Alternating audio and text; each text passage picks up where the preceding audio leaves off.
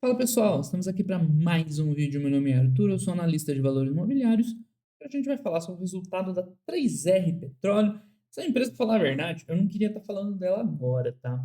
Mas, enfim, como a gente está nessa maratona dos resultados, né, então vamos falar dela. Mas vocês vão ver que no final, o grande veredito vai ser: precisamos esperar mais um resultado, pelo menos.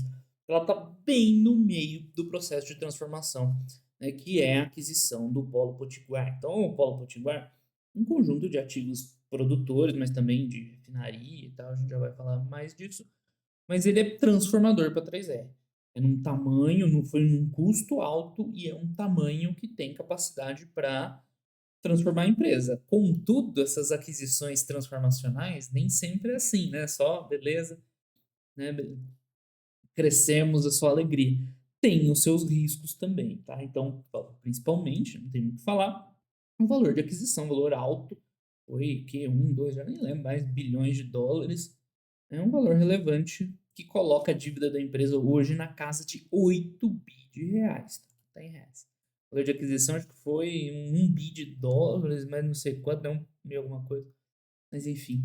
Então, note que tipo, é o valor de mercado da empresa, né? É uma dívida alta e, enfim, claro, o pó produz, a gente vai ver que já cresceu a produção, mas como? A gente está bem no meio do caminho.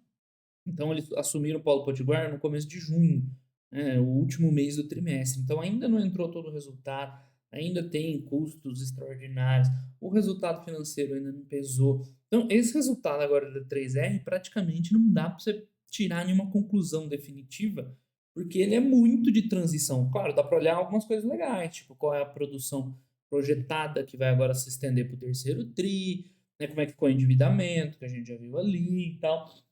Mas, enfim, né, saber se deu certo ou não, né, simplificando demais a coisa, ainda é cedo para dizer, ainda precisamos ter um resultado mais normalizado. Você pode começar a estimar agora já, mas eu acho meio loucura.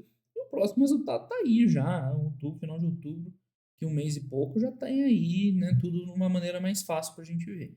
Mas mesmo assim, deixa eu fazer esse vídeo e explicar o que está acontecendo e tal. E outra coisa, eu até falei na live do Fundamentei na segunda-feira, né? Em relação às empresas que, né, as empresas que não são a próxima PetroRio. Então eu já fiz até um vídeo brincando com isso aí, né? Que o pessoal chega e quer achar a próxima empresa quando você tem um case de sucesso igual foi esse aqui, não, igual foi o da PetroRio, né? O pessoal é louco para ir atrás de querer, não, mas se a PetroRio deu certo, vamos atrás de uma outra empresa, né, dos mesmos moldes que vai dar certo também e eu vou ganhar dinheiro. Não é assim que funciona, tá, pessoal? São empresas e empresas. Vai ter empresa fazendo a mesma coisa e tendo resultado diferente. Então, prendam isso para a vida de vocês. Sempre que você vê um case de sucesso, tá? PetroRio, seja lá o que for, com a Raia Drogasil acontece também, o povo comprando umas empresas de farmácia lá ferrada, esperando que seja a próxima Raia. Cara, não é assim. Você não vai. Assim, o exemplo ele não é tão superficial, tão simples assim. PetroRio deu certo, outras empresas de petróleo vão dar certo. Não, você tem que ir lá, olhar a empresa, ver o que ela fez de bom, né? O que deu certo, o que não deu, como a empresa transformou. E não quer dizer que as outras do mesmo setor vão ter a mesma experiência. Na verdade, é pelo contrário. Raramente você vê isso acontecendo de uma maneira, né, espalhada para o setor, porque tem coisas que são, né, períodos benéficos em geral, que aí vai ajudar todas as empresas. Então, por exemplo, o preço do petróleo ano passado passou lá de 120, até estou aqui com o gráfico dele aqui para a gente ver. Então, passou de US$ 120 o barril, preço absurdo. Claro, isso aqui ajudou todas as empresas de petróleo, as boas, as ruins, né, ajudou todo mundo. Tá? Agora, geralmente essas mega transformações, quando uma empresa valoriza muitas e muitas vezes, não é só isso. Não é só um fator que ajuda todo mundo. Normalmente tem muito trabalho lá dentro, né, dentro da empresa, e isso dificilmente é replicado para as outras. Tá? Então, enfim, falei isso na segunda-feira, estou dando esse destaque aqui que a 3R ou a Petro Recôncavo ou qualquer outra não é a próxima PetroRio.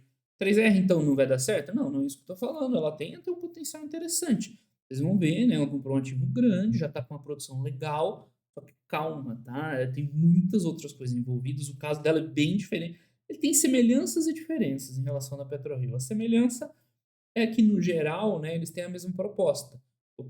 Adquirir e operar campos maduros, que você vai comprar por um valor ali ok, e ao longo do tempo ir transformando, ir melhorando, ir aumentando a produção, reduzindo o custo, aumentando a eficiência, redesenvolvendo para, né, ter um retorno expressivo. Então isso aí ok. Só que as diferenças começam e já são grandes. Então a 3R, a principal, né, fonte de produção dela é terrestre, é onshore e não offshore. E aí a questão do desenvolvimento é um pouco diferente. Nesse mega aquisição que ela fez, ela entrou com uma dívida alta, a gente viu lá, né? Se for ver, comparar com o EBITDA de hoje, dá 15 vezes, né? Mas claro que isso aqui também está exagerado, já explico isso melhor. Então ela já sai com uma dívida grande para correr atrás. O desenvolvimento desses campos terrestres é um pouco mais complicado. Então não é bem a mesma situação, né? A capacidade que ela vai ter de aumentar a produção, reduzir custo, tem que ver até agora, não é bem o que a gente está vendo. Então tem muitas diferenças, tá? Dela para uma PetroRio. Então não vamos seco nessa história, porque não é assim que funciona. Vocês só vão se decepcionar, tá? Então é isso, mas fora isso, a proposta da 3R é interessante, né? Vamos ver o quanto ela consegue executar. E até o momento está muito difícil de ver. Você vê que tem muita volatilidade, né, no preço do ativo. Está variando o que aqui? Entre uns 30 e 50, né, no último ano, assim, muita volatilidade. Tem cara aí de uma empresa especulativa, apesar do valor de mercado dela nem ser tão pequeno, né? 8 bi é um valor relevante. Né? A produção que ela vai parar lá, uns 40 e poucos mil barris, é boa, tá? Produção grande. A empresa deu uma diluidinha. Eu não lembrava que eles deram uma emitida para financiar parte da aquisição, né? Acho que foi, não lembro agora direito. Mas enfim, tá aí. Vamos dar uma olhada no resultado. Tem muita coisa, tá? Para ver. E é óbvio, né? Vamos focar no que é mais importante. Então, 9 de agosto, a companhia iniciava. Primeiro... Ah, tá, 19 lá atrás, tá? Construção um portfólio robusto. Então, eles têm essa trajetória meio parecida com a da PetroRio, da PRIO, né? Atual PRIO, de sair comprando ativos maduros e tudo mais. Né? Então, compraram Polo Macau e depois outros ativos, Polo Recôncavo, um pouco de offshore. Mas a grande passo da 3R foi esse aqui, Polo Potiguar. É uma aquisição grande, tá?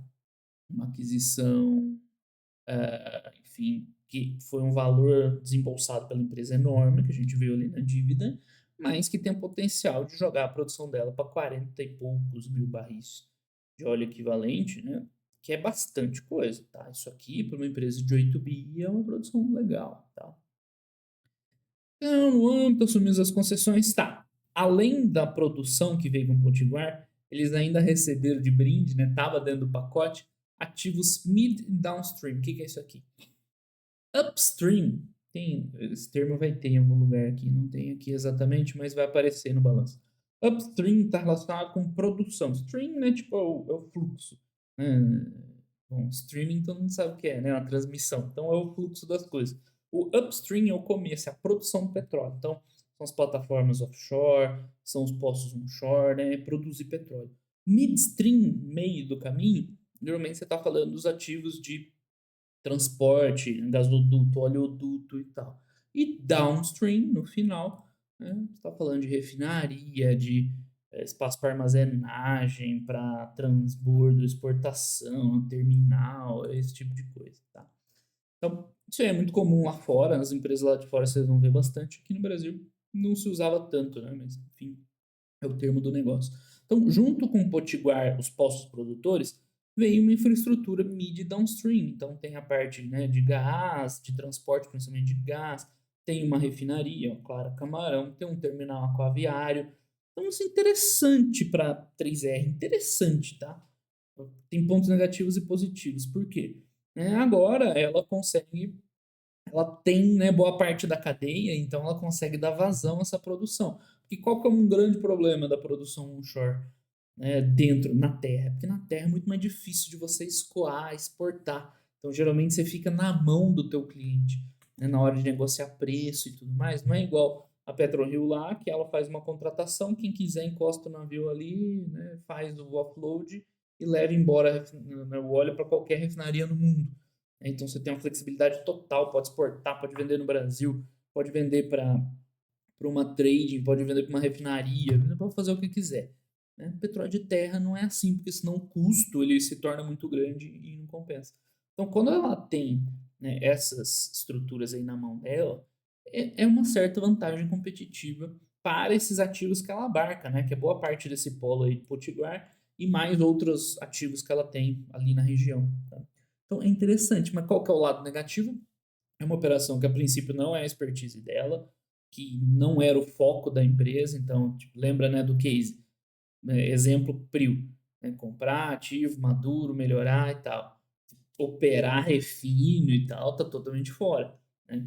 Então pode ser você tanto não tem expertise, mas perdeu o foco. É uma operação de margem muito mais apertada, mais complexa, que tem outras coisas envolvidas. Então, assim, tem vantagens e desvantagens. No início desse processo, a gente via a empresa falar em eventualmente buscar parcerias para, por exemplo, né, ou vender, ou botar alguém para operar isso aí. Qual que seria a vantagem? Vender, no caso. Ela levantaria dinheiro, né, ia ajudar a desalavancar essa dívida que está grande, que vocês já viram, né, e volta a focar no business principal. Né? Desvantagem sem perder essa questão estratégica que eu falei. Uma parceria poderia ser um negócio bem interessante, né? Pegar, arrendar, enfim, algum tipo de coisa para um outro operador, porque né, você ainda teria aí provavelmente um contrato de forma, né, você garantiria essas vantagens estratégicas. Por outro lado, você não teria um influxo de recursos, né? Não faço ideia de quanto vale tudo isso aí e tal, né? Às vezes é irrelevante e não faria muita diferença. Mas enfim, no momento eles pegaram e estão vendo qual é, né? Então mais para frente eles até falam, não, a gente tá fazendo uma avaliação de como é que tá, se a situação tá tranquila, se não tá e tudo mais. Então, eles estão mais entendendo e talvez no futuro eles venham com uma novidade nesse tipo. Talvez eles fiquem operando mesmo e falem, não, é legal, tal, vamos tocar. Mas o que que é importante para a gente como investidor ter noção? Essas atividades, elas envolvem uma atividade financeira também, pode ser lucrativo para a empresa. Mas, por exemplo, a margem vai despencar. Despencar, não digo, mas vai reduzir a margem da empresa, porque você está botando um negócio de margem muito menor no meio. Tá? Então precisa entender isso aí para não achar que o negócio está piorando. Então, ó, essa infra aqui, né, pega 65% da produção do portfólio, é bastante, né? Então, outros ativos também vão se beneficiar. É um negócio para a empresa avaliar bem isso, né? Pesar vantagens e desvantagens e decidir o que fazer, tá? Então, depois a gente já vê os números, na hora que chegar lá. Ainda não foi um trimestre cheio, né, com esses novos ativos, então dá para tirar muito pouca conclusão. Uma coisa que dá para a gente ver, acho que tem um gráfico mais para frente, é que o lifting cost da empresa está aumentando, por isso que eu falei que não é bem um caso semelhante ao da Prio. Que mais? O Brent, a gente acabou de ver aqui, né? Eu destaquei mais o passado, mas o preço do petróleo voltou a subir, um patamar alto, tá? Acima de 90 é bem alto. Os 80 que estava agora é alto, no acima de 90 é bem alto. Então isso aí vai ajudar todo mundo, inclusive a 3R, tá? A levantar um pouco mais de caixa no momento. Tá, blá blá blá, meio ambiente, escambau. Vamos dar uma olhada aqui, né? Tem um resuminho aí de DRE. Cara, fazer essa comparação aqui é uma loucura total, porque as bases são diferentes. Segundo TRI agora de 23 ainda não tinha, né, o trimestre cheio com esse polo Potiguar que é grande. Então, tipo, isso aqui é loucura. Ver qualquer comparação aqui. Tem uma tabela mais detalhada, a gente fala um pouco mais para frente, mas enfim, é por isso que a produção tá 28 mil barris, porque não foi o trimestre cheio, né? O trimestre cheio a gente viu lá em cima, uns 44, 43. Estava escrito lá. Lifting cost aumentando. Mas vamos lá ver os destaques. Portfólio consolidado, fechou a aquisição, está dentro da empresa. Isso é importante, tá? Que, por exemplo, para a Petro Recôncava, a Petrobras voltou atrás.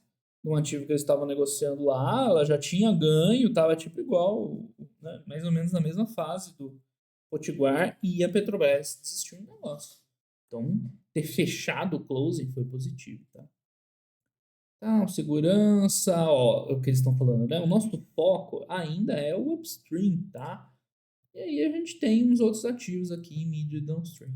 Então estamos investindo bastante, eu já falo disso, não sei o que lá, resiliência operacional, produção diária, o mix, né, entre óleo e gás. Aqui eles acabam produzindo um pouco mais de gás também. Então, o polo Macau segue crescendo, produção, aqui ó, a produção em julho seria assim, né, algo para a gente estimar aí para o trimestre, 44 mil barris, né, mais ou menos. Blá, blá, mobilização, novas sondas, né, tô indo aqui. Perfuração onshore a todo vapor e a empresa começou a operar refinaria, exportação. E os destaques financeiros. Eu tô passando rápido, tá, pessoal? Porque é melhor a gente ir discutindo no item de cada um aqui, porque tem mais informação, tem gráfico e tudo. SG. Vamos lá. 3R. Agora ela tem três clusters. Cluster, né? Um agrupamento de ativos produtores. Então tem esse Potiguar, que tinha outros ativos deles, né?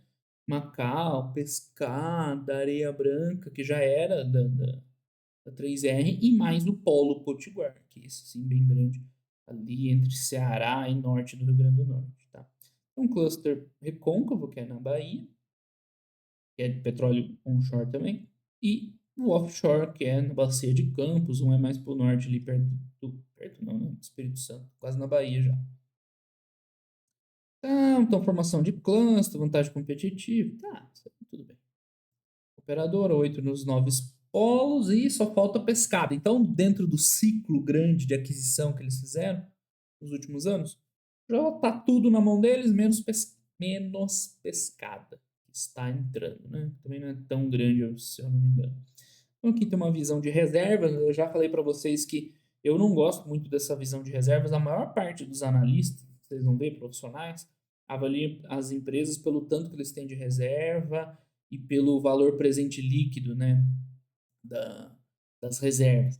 E eu não gosto dessa visão. Eu gosto mais de uma visão caixa, uma visão produção, porque não adianta nada você ter um monte de reserva e você não ter uma produção eficiente, né? Você não conseguir uma margem boa, você ficar super endividado e perdendo o resultado financeiro. Então não adianta ter óleo lá debaixo da terra, aquilo lá não é dinheiro. É dinheiro a hora que você extrai, tal, bonitinho, vende no final e paga seus custos. Então eu não gosto dessa visão de avaliar, eu acho péssima, até porque essas reservas elas são dinâmicas. Isso a gente aprendeu muito com a Prio. Não é que assim, eles têm 500 milhões de barris de petróleo. E acabou, tirou os 500, vendeu. Não, isso aqui é uma estimativa do que é possível a empresa recuperar daqueles ativos, mas depende de várias premissas, depende de preço do óleo, depende de programa de redesenvolvimento. Então a Prio aumentou muito as reservas de todos os ativos que eles têm redesenvolvendo. Então isso aqui para mim está totalmente errado, porque já parte, né, como se fosse um negócio estático, né, absoluto, quando ele é muito dinâmico. A empresa vai, né, evoluindo, acelerando e vai mudando isso aqui, sem contar toda essa questão operacional. Então, eles até colocam aqui, ó, pelas nossas reservas e tal. O valor presente líquido delas é 2 bilhões de dólares, né? Daria uns 10 bi de reais. Né? Tem um monte de outras coisas envolvidas. Eu não gosto dessa visão, tá? De jeito nenhum. Tá, mas a galera, a maior parte dos analistas usa isso aqui, tá? Para mim, desculpa, mas fazem uma análise bem ruim. A integração tá muito repetitivo o release. Não é repetitivo, tá bem explicado, né? Tem muita informação, então eu tô passando um pouquinho mais rápido pra gente focar no que importa mesmo, tal, porque tudo isso aqui eu já falei, né? Flexibilidade, aumenta a escala, capacidade de estocagem, né? Que era limitado aqui a uma foto aí, parte do complexo, pelo menos. Então vamos embora. Upstream, que é o foco da empresa, né? Produção de petróleo. Tá aqui o breakdown da produção no trimestre. Destaque aí para o polo Papa-Terra, que é na água. Engraçado, né? Terra na água. Eles recuperaram bem essa produção, a gente já vê lá. E o Potiguar que está entrando, entrou com 20 dias, né? E, enfim, no próximo trimestre vai ser cheio e por isso que isso aqui projetado com uns 40 e poucos mil barris, tá? Então agora nem adianta ficar olhando muito assim, né? Para o próximo trimestre vai ser uns 40 e poucos. Esse mix de gás e óleo vai mudar também, vai ficar um pouco mais de óleo. Isso aqui também não faz sentido, né? O cluster potiguar vai aumentar bastante. E mais? Aqui, ó, que eles acabaram de falar, a participação de óleo vai chegar a mais de 80%. Tem os dados de produção de cada cluster, aqui é legal de ver a evolução trimestre a trimestre, né? Tem um ano só. mas dá pra gente ver o que tá acontecendo. Então, esse é um dos pontos que eu também não me agrada tanto a 3R, por exemplo, ao Gold Standard, que é a Prio. Né? Você vê que vários dos polos que eles já adquiriram, a produção não é como se ela tivesse. Tipo, o offshore foi fantástico, né? E eles pegaram o troço lá mal das pernas e hoje, né, produzindo bem. Mas você vê ainda um pouco irregular. Eles comentam lá que aqui tem muito trabalho para fazer. Isso aqui lembra muito a operação da Prio, né, offshore. É, pega, tem que arrumar as coisas e tal. Ainda tá bem irregular essa produção aqui, né? Então você vê no Recôncavo ela deu um up legal, mas agora parece que está mais normalizado, está até caindo um pouquinho. No Cluster Potiguar, que é o que eles acabaram de assumir, né? Tipo, os dados aqui também estão. Ah, é porque aqui tinha uns outros, né? Isso que eu queria ver. Eu queria ver os poços antigos dela sem o resto de Potiguar somado, para a gente ver a evolução, né? Mas eu acho que é isso aqui, né? Vai ser mais ou menos isso. Então você vê, ó, tem uns trimestres meio fraco, aí dá uma fraquejada, assim. Então, é claro, né, que isso aqui é muito técnico e tal, mas até agora não dá para ver ainda uma intervenção significativa na 3R nos campos que eles já tinham adquiridos, no sentido de aumentar a produção, exceto no offshore, que no geral cresceu bastante. Tá? Então, assim, pô, é bem diferente do que a Prio fez, né? A Prio pegou e saiu, né, aumentando produção, tal, tal, tal. É um aumento contínuo, assim, de produção. E aqui ainda não entrou de verdade. Outra coisa é o lifting cost, que está só subindo também. Não sei se está aqui, está para trás, não lembro agora onde tem o gráfico, mas no geral o lifting cost da empresa está aumentando. Então, já não começa igualzinho a Prio, né? Começa com mais dificuldade. Então, seguindo aqui, Cluster Potiguar agora, né? Tem o Polo Potiguar, mas tinha esses que já estavam na mão da empresa. Tá? E pescado eles têm 35% e o resto eles já compraram, daqui a pouco entra. Então, essa produção aqui não faz muito sentido, mas é aquilo que eu falei, né? Você vê bem irregular, então cai um pouco, não tem uma melhora assim sustentada nessa produção. Isso não é muito animador. Logo que eles fizeram essas aquisições todas, eu vi uma apresentação que eles tinham um plano de desenvolvimento com um potencial de revitalizar essa produção bem interessante. Se ela estivesse entregando aquilo, claro, né, não precisava ser tudo assim já tão rápido. Ou ia estar falando outra coisa da 3R. Falando, não, a 3R comprou isso aí, agora está melhorando, está crescendo, está evoluindo. Dá para ver por enquanto. Pode ser que ainda esteja no início e tal. E eles estão arrumando a casa para depois crescer? Pode. Mas não é o que a gente está vendo até o momento. Né? Então, o desempenho operacional não é assim, né, tão animador. Ó, por quê? Porque os caras estão fazendo várias campanhas e reativando e pulling workover. Porque uma diferença de campo onshore para offshore é que no onshore tem muito poço, muito. Então, tipo, é contínuo ali as manutenções. Então, um poço produzindo bem pouquinho, outros ali. Então, você fica o tempo inteiro ali, né, reativando aquilo ali. Enquanto que no offshore são menos. Então, quando você perfura um poço novo lá em Frade, a produção sobe de uma vez, assim. No onshore é mais um trabalhinho aos poucos. Por isso que eu acho até ruim, assim, né? Você vê que não tá vindo nem aos poucos, né? Esse crescimento. Então, ó, tem lá e tem 10 sondas trabalhando e tá perfurando poço novo, tá reativando poço antigo, né? E a produção tá decaindo no final das contas, né? Então, não parece muito animador. Pode ser que finalmente deslanche? Pode, mas não é o que tá acontecendo até agora. Aí tem um outro cluster, Recôncavo, esse é até um pouco melhor, tá? Mas você vê, teve um ganho inicial bom, depois também não foi muito a lugar nenhum, né? Só o gás. O gás, sim, continua crescendo. Então, também não é grande, 7 mil barris. É porque aí junta gás, né? Tá certo. Juntando com gás. Ah, mas você vê que a parte de óleo também estagnou. Teve um ganho inicial, quando acho que eles começaram a operar, e depois também não foi muito adiante. No offshore, sim. No offshore, os caras pegaram aqui o troço na bacia das almas e estão botando para funcionar. Enfim, esse é um destaque positivo, tá? Mas tem muito trabalho para fazer ainda. Não sei se é aqui que eles estão comentando ou mais para frente, que a taxa de disponibilidade, isso aqui, ó, a eficiência operacional lá era na ordem de 22%. Pelo amor de Deus, isso é uma vergonha para a Petrobras. Né? Tinha um ativo lá que estava produzindo 22% do tempo. Agora eles estão arrumando, estão reformando, estão ajustando, já estão em 57. Isso aqui lembra muito a Bacora Leste, foi a mesma coisa. A Prio pegou na Bacia das Almas lá, o Bacora Leste está lá trabalhando, né, para melhorar, né, a eficiência operacional antes de começar, né, os workovers e tal. Então, essa parte offshore, né, essa a gente conhece um pouco mais, né? Vamos ver, esse aqui até agora está sendo melhor. Então parece que o negócio offshore é mais interessante, né? Esse negócio de comprar Campo Velho da Petrobras e botar para funcionar direito como deveria. Esse parece que é o canal, parece que o onshore não é tão assim, a transformação tão relevante. Tá, então aqui tem o upstream pro forma total, né? Enfim, contando todos os ativos, então teria sido 41 mil barris, né? Isso no segundo TRI, tá? Aqueles 44 é a produção de julho. Isso que dá essa diferença. Aí aqui já dá para ter uma noção, né? Potiguar vai ser 60% da empresa. Né? Vai ser quase 80% de óleo e tal. Aqui. O mid downstream, que é novidade, eles falam mais ou menos isso também, né? Ó, a gente assumiu um negócio novo, mantivemos trabalhando e tal, aí vamos fazendo, né? Uma avaliação e tal. Se tiver tudo certo, a empresa.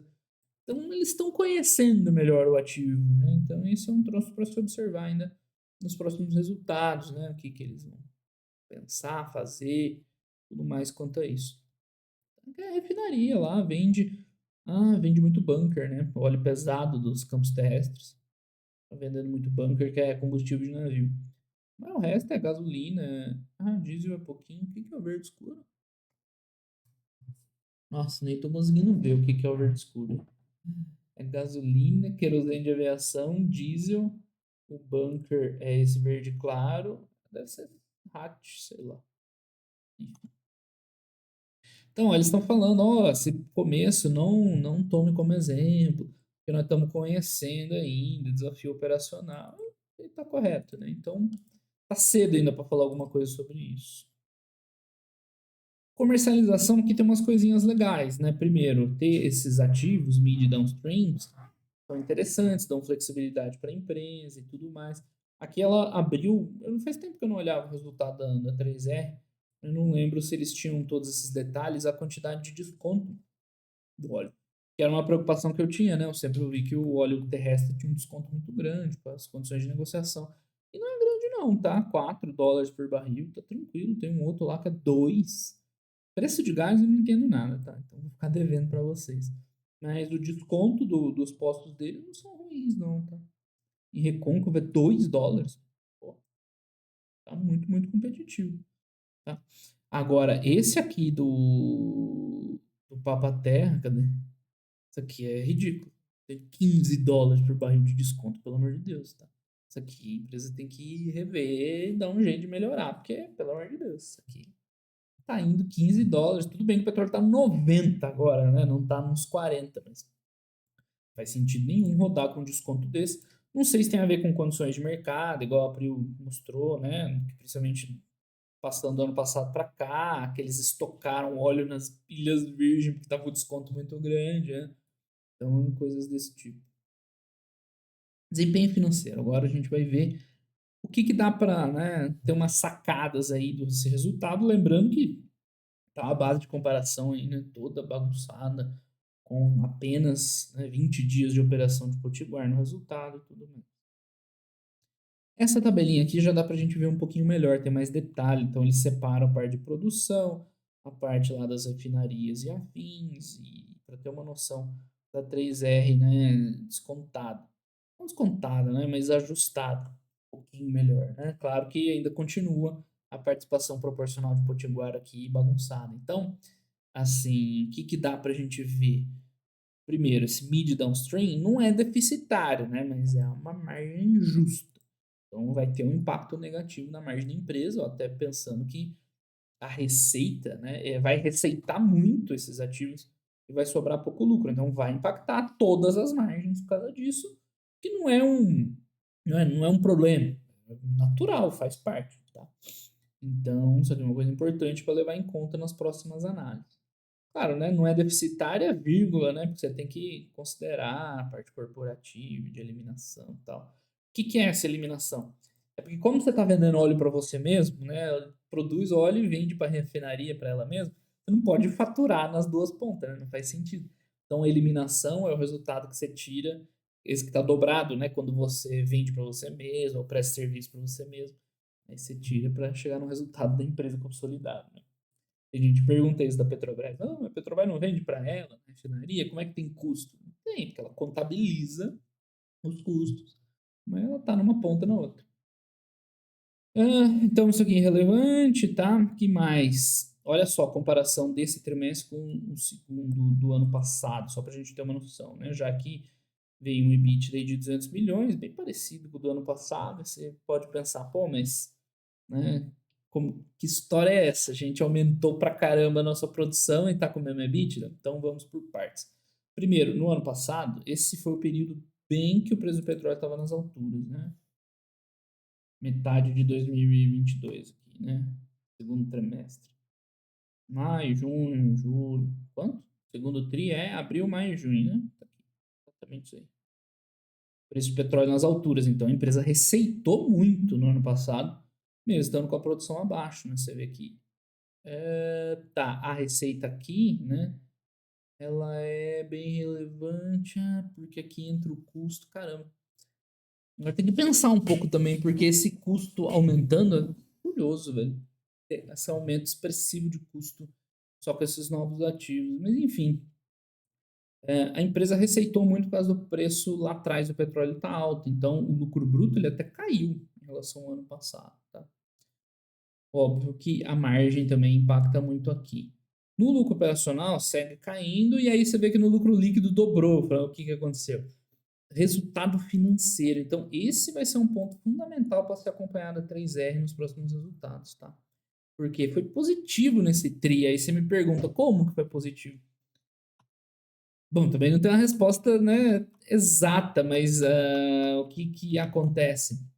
A empresa comprou o Potiguar, ela pagou, né, fez o negócio só no final do trimestre. Então, provavelmente, ela capturou ainda resultado financeiro positivo, tá, até desembolsar e agora virar com essa dívida grande. Então, ela já tinha levantado essa grana por emissão, por captação, e ela só desembolsou agora. Então, a gente só vai ver o resultado financeiro para valer mesmo no próximo TRI. Outra coisa, o resultado financeiro dela, a gente vai ver no item próprio, tem derivativo, tem rende, tem bastante coisa que influencia. Então, isso aqui é totalmente irreal, tá? Esse resultado financeiro positivo para ela, esquece, tá? Não existe um mundo que ela vai ter isso aí. Por outro lado, né, ela vai ter mais receita, ela vai ter uma produção maior. Então, fica difícil de enxergar ainda a magnitude desse impacto que o Potiguar vai ter. Que vai entrar muito mais resultado, com certeza. O midstream, downstream vai disparar a receita, mas a margem vai despencar. E o financeiro vai balancear ali no final. Então, difícil a gente imaginar. Dá para você estimar, fazer cálculo, assim, mas eu acho meio perda de tempo. Daqui a um mês a gente tem tudo mais fácil. Então, aí a gente vai poder ver mesmo em que pé que a 3R está. Então, o crescimento de receita, né, foi de 100%, porque, né, a produção entra com o Potiguar e mais o que receita lá de vender derivativo e tudo mais. Né? Então, isso aí não tem como daqui para ver o aumento, menos as eliminações e tudo mais. Totalmente fora de escala, né? Isso aqui, pelo amor de Deus. Foi de 500 para 800 e a barrinha é do mesmo tamanho.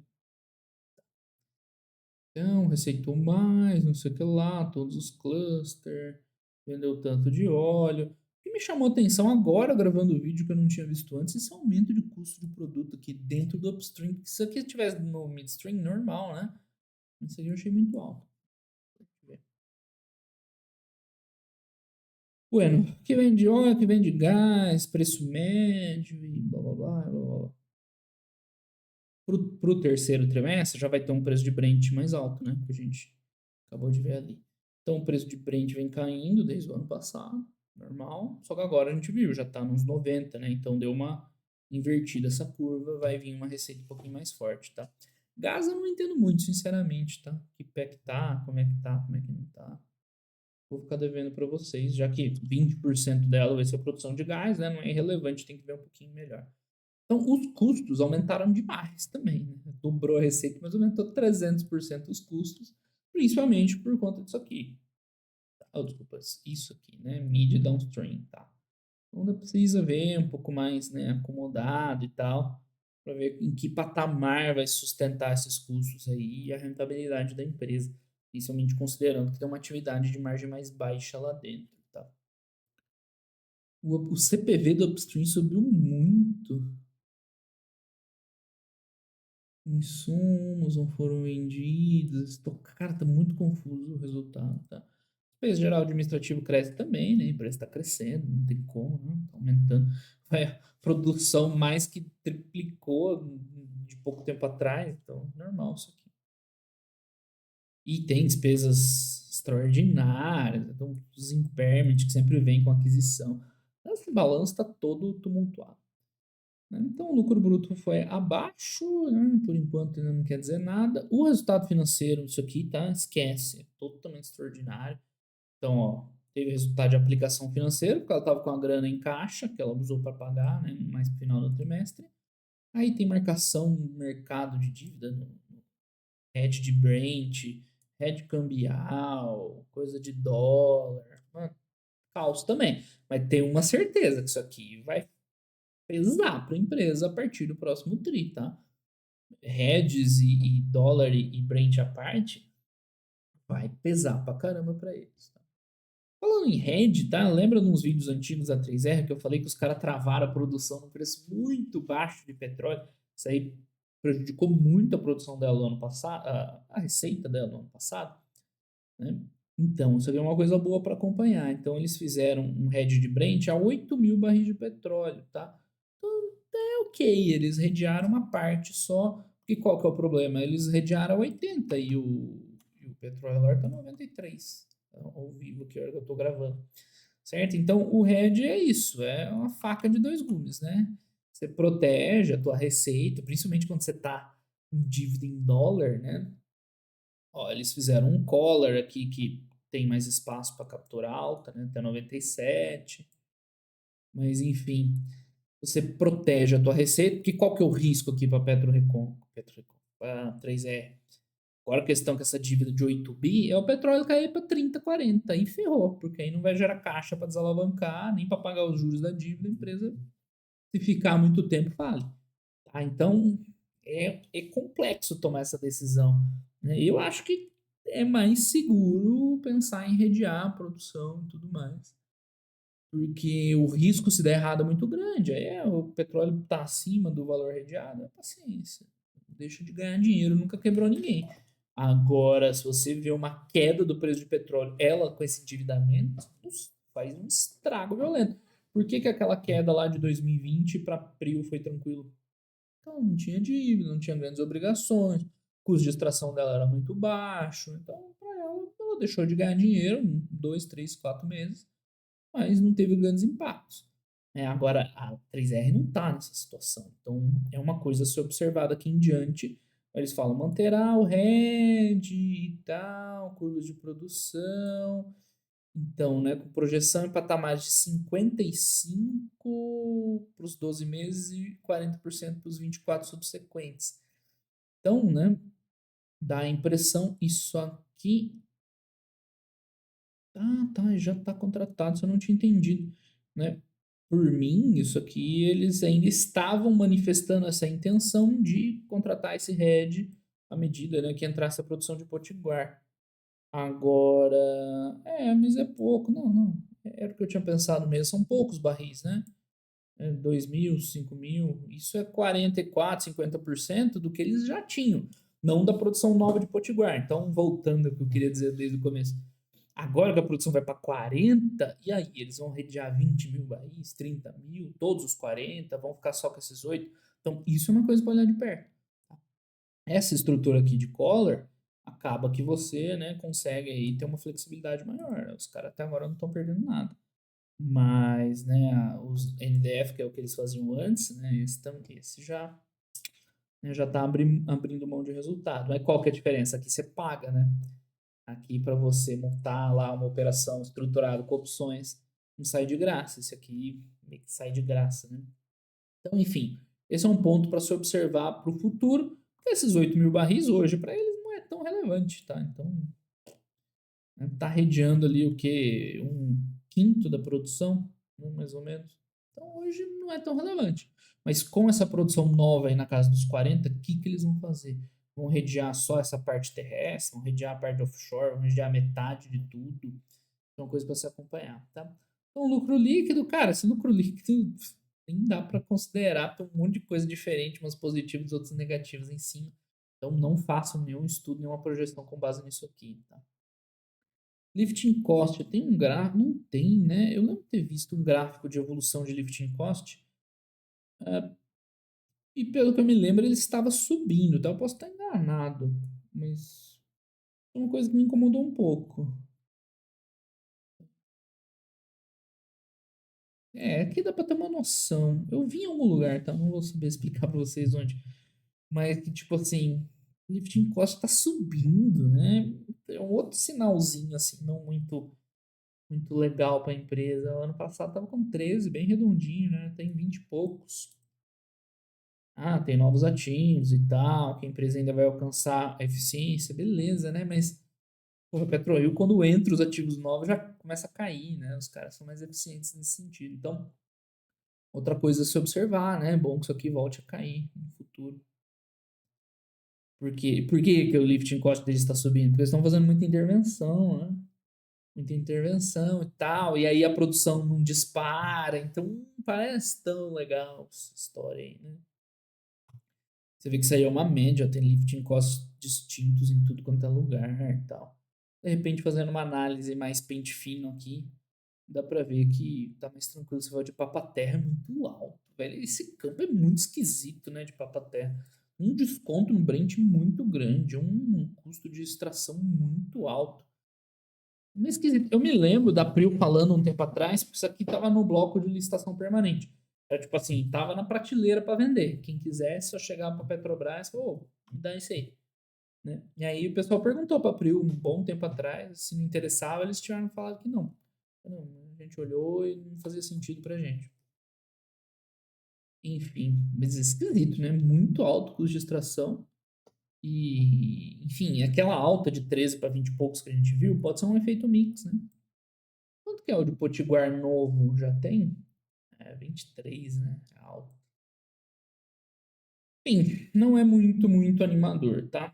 EBITDA é a mesma coisa, tá tudo confuso, bagunçado. Não vou nem olhar isso aí agora. Nem adianta ficar vendo margem nesse momento. Mas isso vai acontecer, tá? A margem dela vai despencar ali de uns 50 com uns 20. Vamos ver.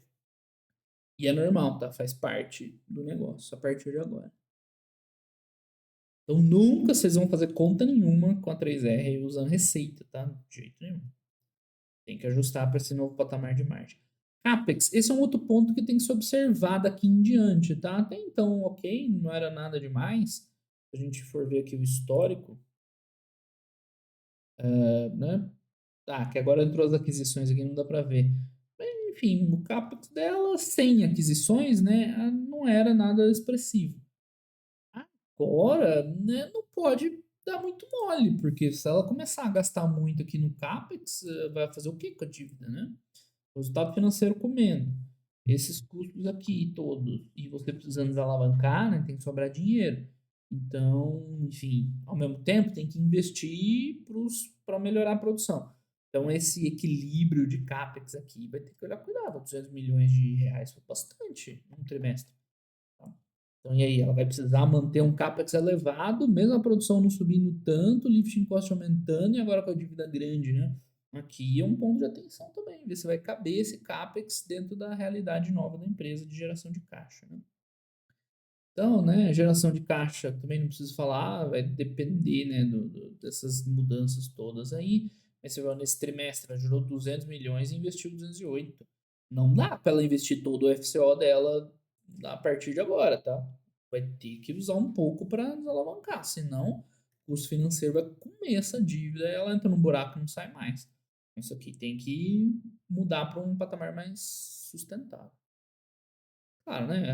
Agora mudou tudo. Não adianta eu falar passado. Nossa senhora, que gráfico horrível. As dívidas. Teve um momentinho de capital que eu não lembrava. E aí tomou uma dívida monstra, claro, para fazer o pagamento. né, de Potiguar. Então, veremos agora esse comportamento, tá? Que é o fluxo de caixa do investimento. Então, a empresa está com uma dívida de 8 bilhões de reais e agora, meu amigo, dá um jeito de pagar isso aqui, esse é o ponto. Então, tem dívida em dólar no meio, tem dívida de custo mais baixo, tem hedge. O resultado financeiro dela vai ter que se olhar com muita atenção a partir de agora, tá? E, enfim, tem que desalavancar isso aí meio rápido. Tudo bem, o EBITDA dela vai melhorar, claro, né? Vai entrar bastante produção. Mas como é que vai ficar esse balanço é a pergunta que a gente vai ver no próximo TRI. Então, o resultado do próximo TRI da 3R ele é bem interessante de ver. Quanto vai subir esse EBITDA, quanto vai ficar essa geração de caixa, vai dar para sustentar o CAPEX e pagar a dívida e ir desalavancando? Tem que dar, senão esquisito. Aí a dívida líquida em dólares, tá? Como é que é? Tem alguma coisa que não está contando na dívida, então é isso? Porque. Ou não está contando no caixa, né? Então, a dívida bruta está certinho aqui. Aí no caixa eles estão contando alguma coisa a mais, pelo visto. Dívida líquida. Não, calma, calma, calma. E aí não é tão ruim assim. Calma.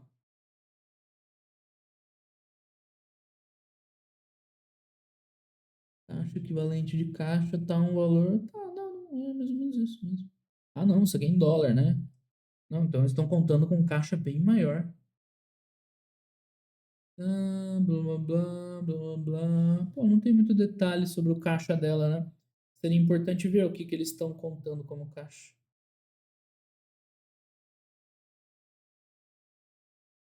Reforço de caixa, aumento de capital, instrumento de financiamento, incluindo estoque. Olha esse caixa dela aqui, hein? O que, que ela tá contando 700 milhões de dólares aqui?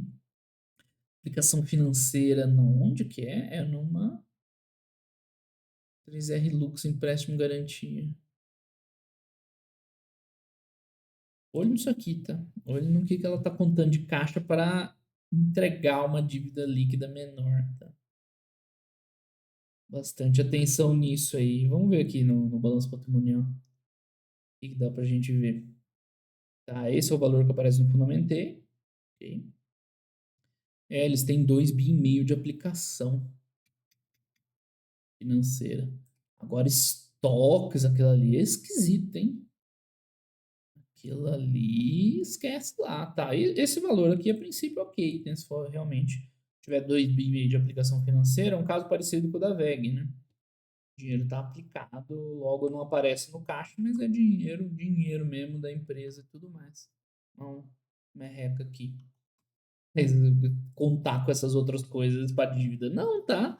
Pode contar com estoque na hora, tudo bem. Estoque de óleo é diferente de, sei lá, estoque de calçado da Arezzo, que enfim, uma coisa é você ter, outra coisa é você vender. É óleo, a princípio, você transforma em dinheiro do jeito mais garantido, né? Mas não é assim que funciona, tá? A contabilidade não é assim que funciona, não. Mas enfim, parece que não é tão crítico esse endividamento aqui, né? Por conta daquele. Então daria aí pelo menos uns 5 bi de dívida, né? Os outros 1 bi lá, não sei de onde a empresa tirou. Mas ainda é muito, né? Então vamos esperar para ver quanto que vai ficar esse EBITDA para 200 milhões de EBITDA sem chance. Né? Ia ser um CREO federal. Então o EBITDA tem que subir bem da 3R aí para gerar valor. Então, no final das contas, é isso, né? Não tem muito o que dizer nesse momento. A gente já teve uns sinaizinhos assim, né, do que vai acontecer. Então, resultado ainda muito complicado de entender pela incorporação apenas parcial do Polo Potiguar, ok? Mas assim, as margens vão ter uma forte redução devido aos negócios de mid e downstream. Eu não reclamo, está escrito errado, né? Esperada uma forte evolução operacional no próximo trimestre, compensada pelas margens menores e o resultado financeiro também será muito relevante a partir do próximo trimestre. Bem importante, tá? Acompanhando. Tá. Geração do caixa no momento é bem comprometida com o CAPEX, né? Aquilo que eu destaquei lá, tem que prestar atenção daqui em diante. Tudo bem, vai gerar muito mais caixa. Mas vai ter mais ativo para fazer a intervenção também, tá? Então, veremos. E CAPEX, eu tô falando CAPEX de manutenção, teoricamente, né? Não é aquisição isso aqui. Tá? Então, endividamento alto que precisa ser desalavancado o quanto antes. Isso é importante.